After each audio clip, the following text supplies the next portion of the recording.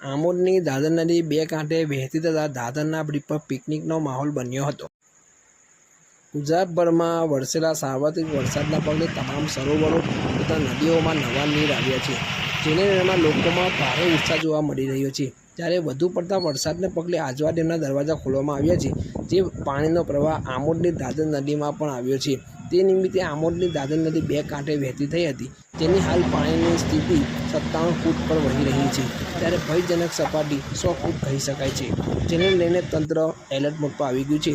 આમોદ તાલુકાના 7 જેટલા ગામો પર દાદર નદીના પૂરનો અસર પડે છે, જેના કારણે આ ગામો સંપર્ક વિહોણા થઈ જાય છે।